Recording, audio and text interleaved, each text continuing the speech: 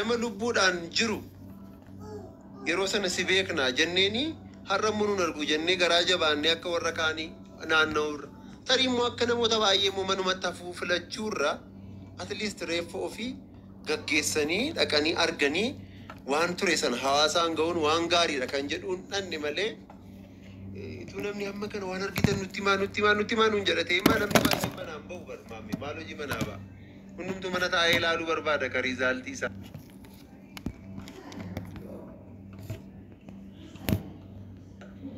Sigalee garuu anamma mucaan kuni akkasidha ituu waraanamiin du'e ituun jedhes mucaan kun waraanamee du'e ituun jedhes anarraa amanamummaan an maal saatire an namni gurbaa kana guyyaa 3 guyyaa 4 fi qaamaan hin agarre an eenyudha bakka bu'ee dubbachuudhaaf danuun eenyudha bakka bu'ee akka hiriyaattidha danuun kan inni wantoota beekurraa dubbata malee sigalee qorannoo kana diippilii itti gaafatamummaan obboloonni isaa gurguddoon jiru.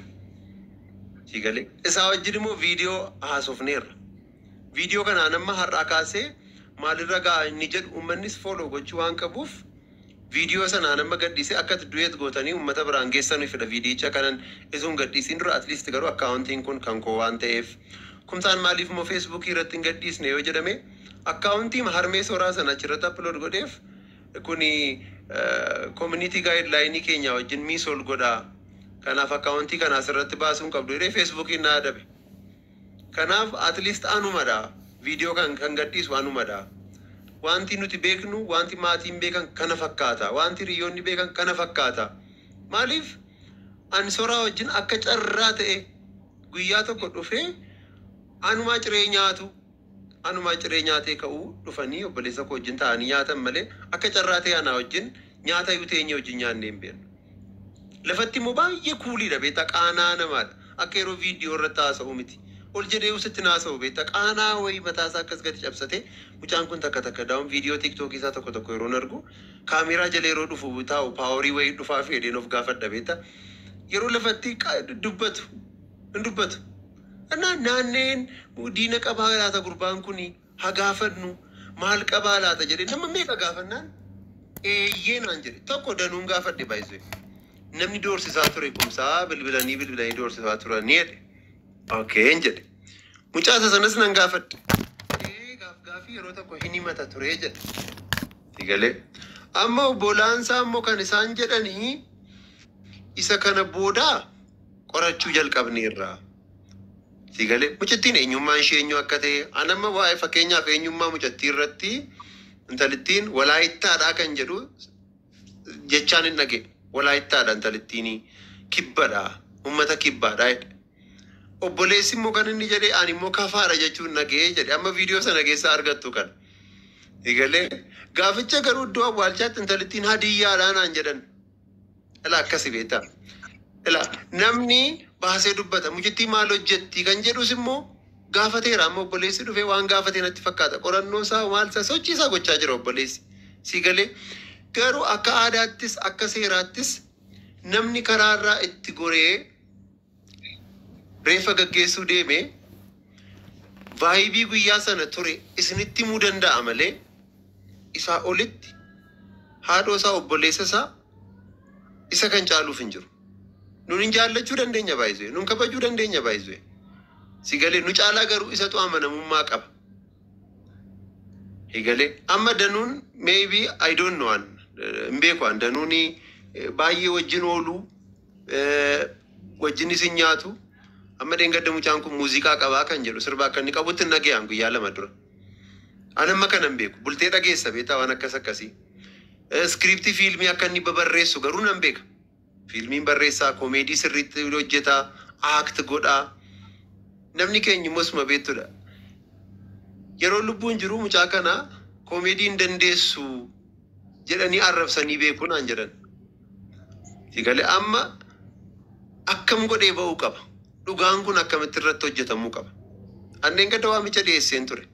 Bakka bu'aa abukaattoo bitanna qarshiidhaan walitti dhufnee nama amannu tokko abukaattoo gooneetu dhaabbanna. Abbootiin seeraas poolisoonnis warri dhugaa beektan keessattuu gadameessa Oromoo keessaa kan baatan waa'een afaan duudhaa eenyummaa ummatichaa kan garaa isin nyaatu. Adaraa keessan mucaan kun galgalaan akkasitti bakkeetti bahee hafuun qabu. Falmaatii dhugaasaa baasaa jennee adaraa gaafannee turre deengadda. Namoonni baay'een react godhaniiru. Dhaggeeffataniiru. Siigalee garuu akkamidha? Nama kan biraadhaa kan shakkamuu qabu. Mucattii wajjin jirtudha. Mucattiinoo maal jetti? Hariiroon inni fi intalli sun qaban maal fakkaata? Siigalee hoteelli sunoo hoteela sana keessatti maaltu ta'e? Tootaalii achi keessatti waan ta'es maal kan ta'es obboleessi isaa waan dubbate sanarraa waan obboleessi isaa haasa'e irraa amma nuni ko akkas ta'e jennee deebii kennuuf kaas keessaa namni aangoo qabu hin jiru. Siigalee danuuyyuu haa ta'u danuun baay'ee taasisu. Amaanu'eelii wajjinis hojii haa hojjetan eenyu wajjin haa hojjetanii itti gaafatamummaa guddaan garuu eeyurra jira. Itti gaafatamummaa guddaan obboleessadha jedhee namadha. Obbolaan isaa immoo nama sasalphaas miti baay'isee. Anamma duraan gurbaan kun obbolaa baay'een qabu jedhee sodaadheen ture. Baay'ee bakka maatiin isaanii nama 8 ta'uu beektaa dannu kana dura. Nam beeka sirriitti maatii isaa hojii wal beeka. Haadha isaa dabalatee maatii isaanii hundumaa wal beeka. Asuma irratti haasaa kee adda kutuu osoo hin taane Paakeejiin kiyyallee chaarjiin kiyyallee cufaadhaa daqiiqaa tokko haasee fixuu barbaada beektaa. Akkuma jettee amma obboleessa isaa wajjin haasaan tureen dhiyoo kana jechuudha. Sa'aatii 2 dura innillee naaf bilbilee ture. Uummanni miira keessa galee dhugaa isaa barbaanna maal jedhamu akkuma mucaa kun itti yaadamee ajjeefame dhugaan daqiiqaa kana gidduutti ba'ullee hin jiru. Wanta rifatee ta'u tokko hin jiru. Inni kun immoo dhugaan taasisuun dhuguma maatii qofa jiraata. Maaliif isin jedhaa namni dhugaa kana waan shiraan ta'edha waan ta'eef salphaatti wanti argattu hin jiru. Nuti immoo wanti nuyi gochuu dandeenyu amma ni riyaasaa ta'uu namoota muraasan na beekaa utuun qaama seeraa bukkee dhaqee gaafadhee namni ati kana naan jechuu danda'u hin jiru. Dhimma maatii keessa galanii immoo waan biraa dhiisi amma kan inni naa dawalee muuziqaa isaa na bukkee jira beektaa muuziqaan hojjete maal na ergee na bukkee jira fiilmii isaas kan beeku ana malee namni hin jiru fiilmii seenaa isaatii jalqabaa kaaseen beekan iskiriiptii namoonni sannitti resnatu beeka isayyuu rakkoon qabu waliin hojjennaa maal naan jedhe amma tuunnachiis maatiin dhufanii maatiin mariisisin waa'ee kanaa waan tokko hin dubbadhu jedheenii sen ijoollee iskiriiptii qabataniillee iskiriiptii qabadhaan jedheen maaliifi wanti kun egaa soraan irraa deemee maatii isaaf qofa laallatan. Dhugaan isaa kun immoo ammas gara maatii isaa garuu odeeffannoo jiru waan beeknu maatiif ilaalan maatiin immoo karaa seeraatiin akka barbaadanitti itti deemanii galmaan gahuu danda'u. Gaaffii tokko immoo kanan ijoo uummataaf deebisu yeroo inni doorsifamaa ture sana maaliif uummatatti hin dubbannee jedhan qoosaa ajaa'ibaati kun ituma dhugaa dubbachuuf waan biraa miti jechuudha. Mucaan kun kan inni gara sirbaatti dhufee sirba hojjechuuf garuu dirqama isaadha. Dhugaadha kennaa isaa galleera maatii waliin garuu yeroo sana inni fiilmii jammaree ikoonomiin isaatti itti cimeennaan bakka hallumti itti cimeennaan gara sirbaatiin dhufee booda gara sirbaatti deebi'aa jennee waliigallee anillee hojii kana guddifadhu waliin hojjennaadha kanan waliigaltee akkasiitii anaaf suuraan kana waliigallee jechuudha. Kanaan booda maaltu ta'a? Gaafa sana jechuudha waan biraanis jaawwara samma beekamtee amma kanaa qabu guyyaa tokko natti marfamee jedhee sagalee waraabbiidhaan gadhiise. Amma nama marfame jedhanii itti qoosu beektaa. Ammatu yeroo sana rakkoo nama kana baateechi dubbatte bakka beeka jecha jedhamu ammallee ammayyuu meel kunnatti akkuma kanatti hin jedhu utuu dhuguma yeroo sana illee dhugaa sana dubbanne irra ta'e nuti amma danda'ametti amma hoteela keessatti dhufate maaloodha ittiin jedhu beektaa. Gaafa kanasitu gaafa sana utuu nuuni mucaan kun doorsifamaa jira maal jennee dubbanne.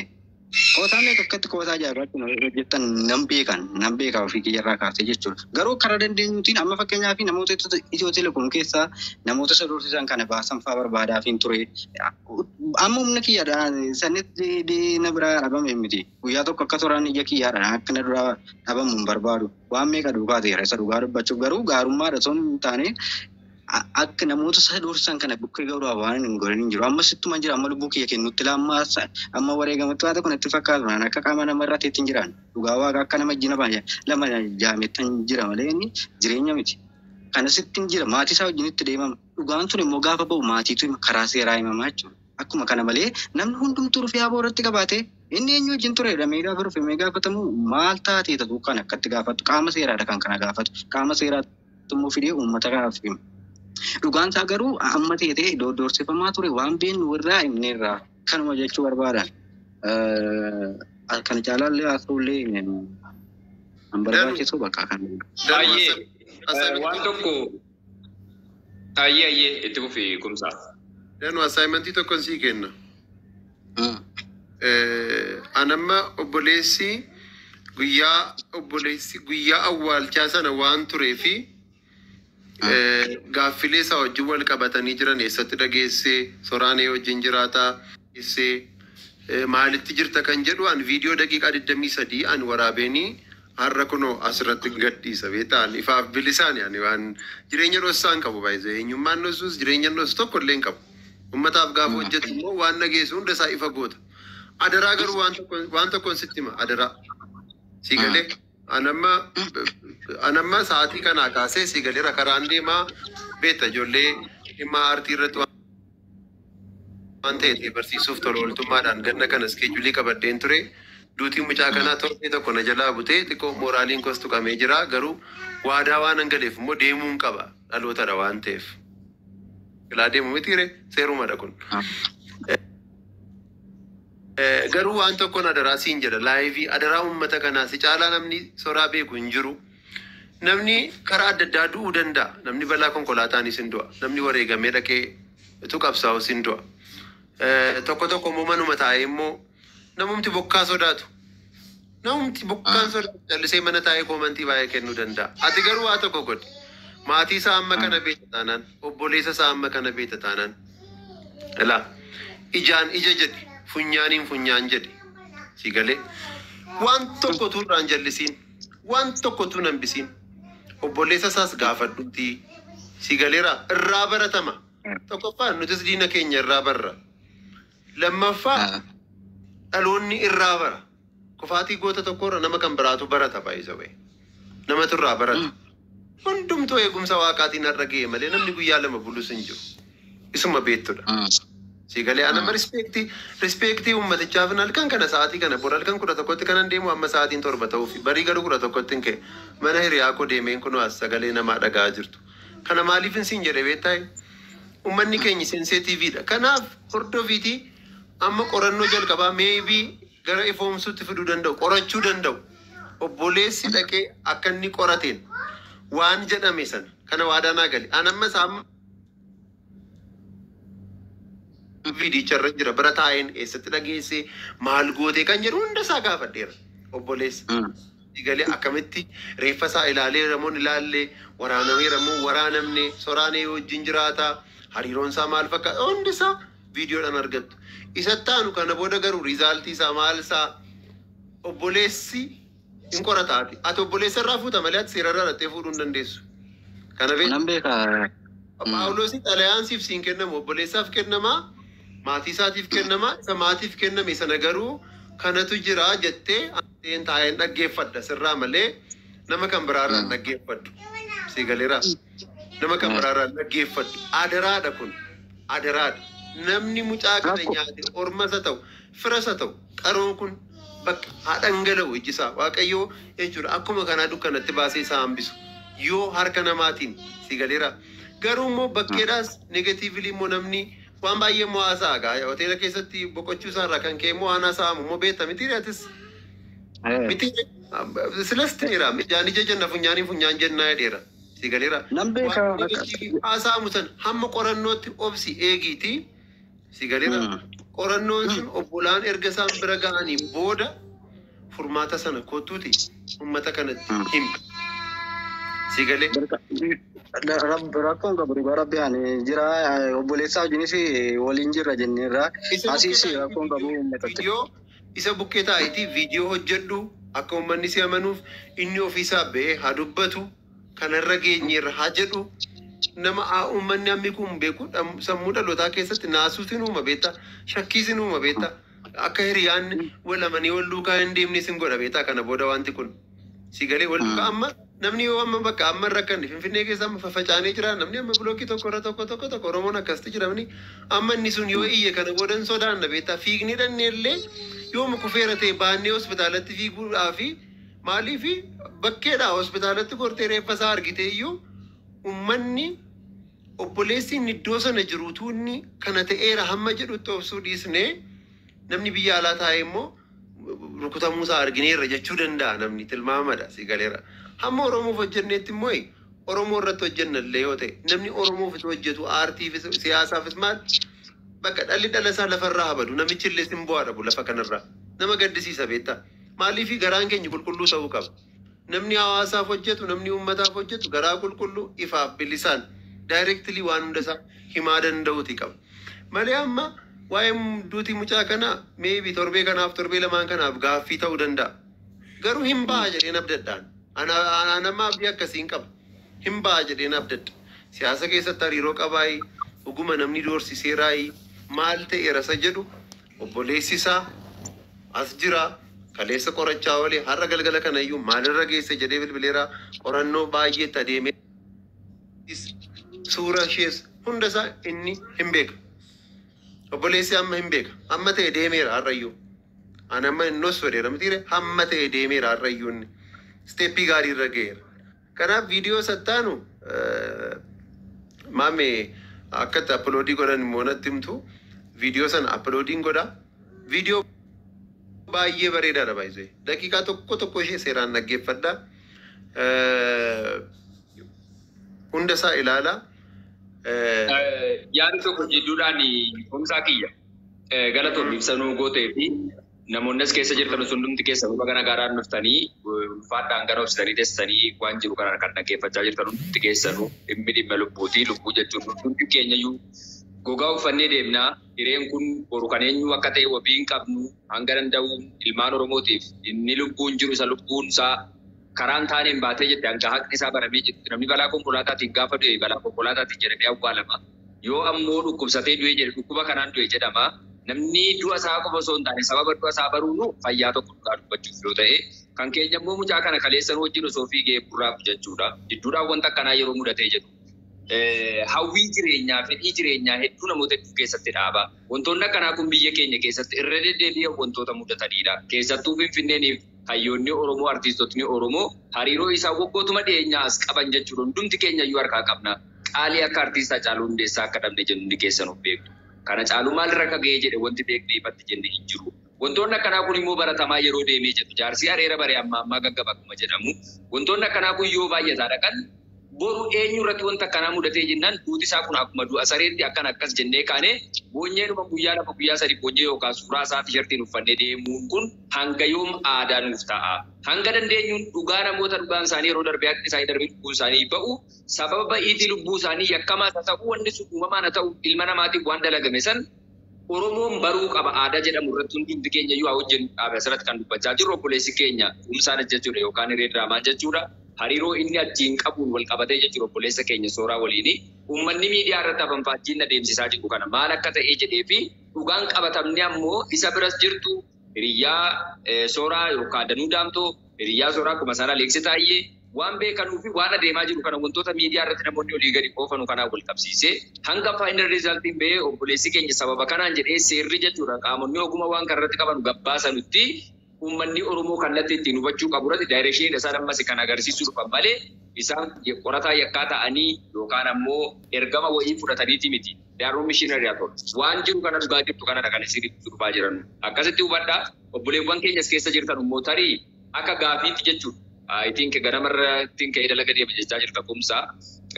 Asirratti Dooktar Naahoomis ni argamu. Boodiin jira. Diree Taakkalas jira. Muhammad Sanii Zubairis jiru. Namoonni yaada isaanii asirratti gabaabsanii akka yaadaatti yookaan gaaffiitti yoo dhiyeessuun isaaniif kan ayyamamu ta'ee jedhe jechuudha. Yookaan ammoo kan fedhii qabdan yoo ta'e ijooteen jira. Asirratti daqiiqaa muraasa wayii maaksimam daqiiqaa tokko waan hin caalleen ibsachuu yoo kan danda'an ta'e jedhe carraa kenninuuf hin jedhe yaadan akka kiyyatti kumsa. Naa gaafatan. Ayyee diree Taakkala dursa sisseene waan ta'eedhaaf ati gaaffii yoo qabaatte gaaffii itti nuufi yaada yoo qabaattes yaada kee gabaabsii daqiiqaa tokko Ayyee guddaa galatoomaa saba Oromoo bakka jirtanitti nagaan siniif haa ta'u. sirriidha wanna jiru hunduma isaa hireen dubbateera Alexillee dubbateera moor garuu irra caalaa gochi kuni gocha baay'ee bitaa nama galu miti beektaa gaafa ilaaltu wannicha moor sagalee kee maayikii xiqqoo ofitti buta akka sagalee maayikii xiqqoo ofitti buti. Okay. Bakka sana beektaa guyyaa lama guyyaa sadii deemeeraan iyyuu bakka yakki kun itti dalagame bakka mucaan kun itti baddalame guyyaa lama sadii deemee ilaaleera. Ispeeshaalii wanti jiru beektaa bakka sanatti namoonni naannoo mana sana jiran guutummaa guututti informationii si kennuu fi galagalalii si ilaalan beektaa akka namaa miti bifa laalanii sitti jira malatti wanta narra geetu jira beektaa.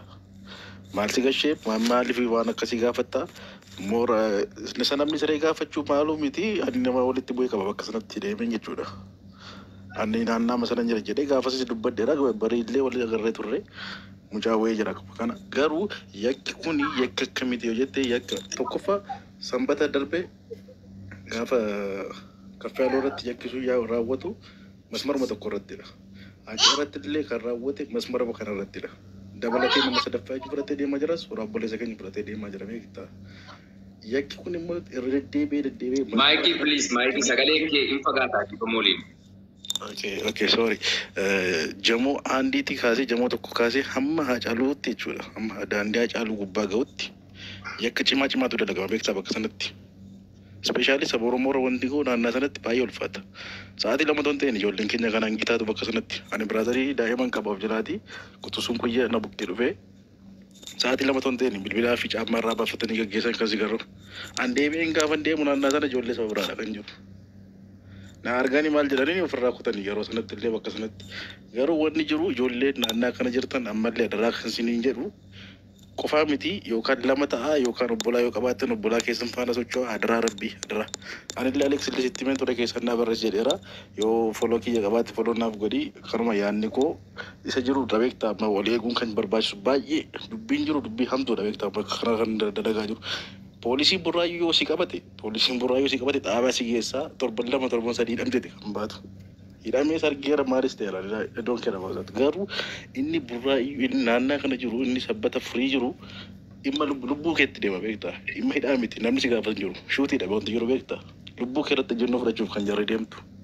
Adaraa keessan artiistiin naannaa kana jirtan adaraa isin jedha of eeggannoo tokko cimsaa yoo sochootan illee yoo jirtan illee informationii akka sheer nu gootan jedha kanuma galatoomaa guddaa galatoomaa. Ulfaatu galatoomaa Muhammad Saalis Zuberi. Aye.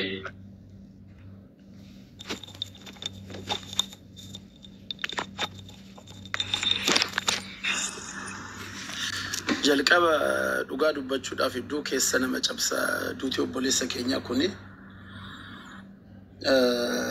akkuma amma asirraa jedhametti egaa maatiin waan isaan jedhan dhageenya. Gaaffiidhaan kan siraa qabullee achi keessatti deebii argata jedhee waan yaaduuf jechuudha.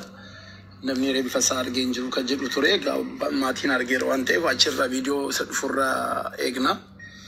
Kanaan achi Finfinneen hadhas gaa ijoollee keenyatti hammatteetuma itti deemaa jirti. Egaa maal goona furmaata argataa jedheen abdadha. Mootummaan kanarratti serious ta'ee waan gochuu qabu waan ilaaluu qabu natti fakkaata. Ijoolleen keenya bara baraan uummanni keenya akkas intini ta'uun qabu. Hidduu keessa nama cabsa'een yaa wanti deemaa jiru.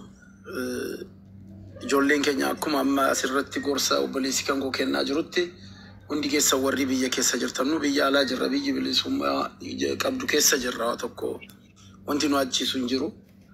Yoo qadaan dhufte immoo eessumattuu nuuf naafu sooraanis qadaa uumasaati guyyaa sana dabarfatu yoo maal ta'es maatii isaatiif obboleessa isaa haadha isaatiif jajjabinaa kennu hiriyoota isaa hunda keessaniifis hunda keenyaafis Oromoo uummata Oromoo hundaaf jajjabinaa kennu.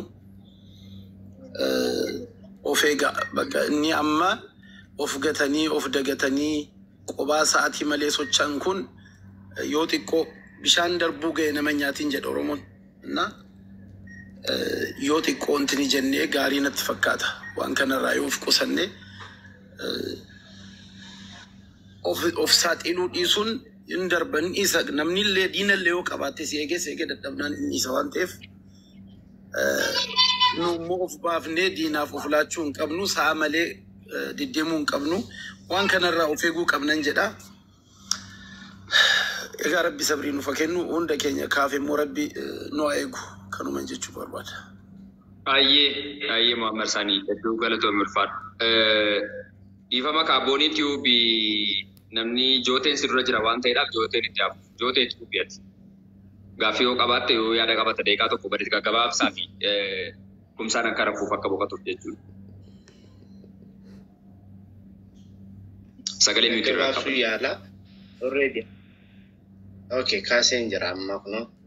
Already ani gaaffii hin qabu garuu wantani dubbachuu barbaadu yaadadha yookiis immoo yaadatti dabalee dhaamsadha.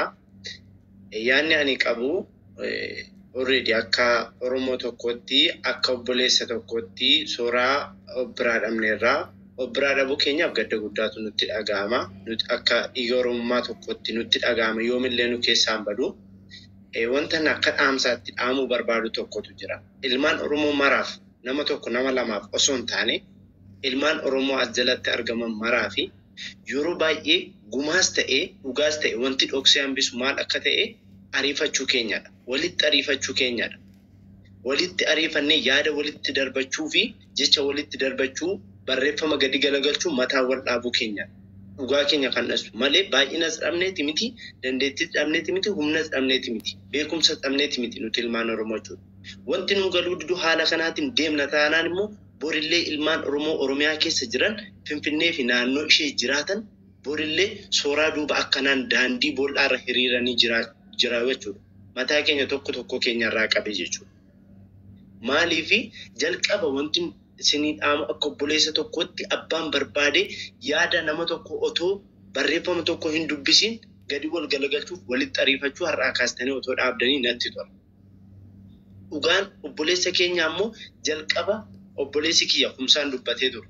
Obboleessa maatirraa erga eegalee akka Oromummaa tokkotti anaanis hin laallata, siinis hin laallata. Dhugaa suuraa baasuuf si laallata taanaan, anaan laallata taanaan kutti dhugaa suuraa baasna jechuu yoo barbaadde yookiin dhugaa ilma Oromoo wareegame tokko baasna yoo jechuu barbaadde jalqaba ofii keetii dhattee kaateeti kuttu jetteetu Oromoo kan biraa waan mattaa jechuudha. Otoo ofii keetiin dhaqin, otoo ofii keetii waan tokko hin godhin yookiin biyyaan baateesse yookiin biyya keessa teesse abaluu dhaqii gumaa baasii wallaaleeti miti namni tokko kan ta'u. Tarii niitoorkiin kiyyaanna jeequu danda'a. Namni tokko wallaaleetii ta'a miti man. Garuu wanti hundi jireenyi hundi bitaa namatti galeetu. Bitaa nutti galeetu jechuudha.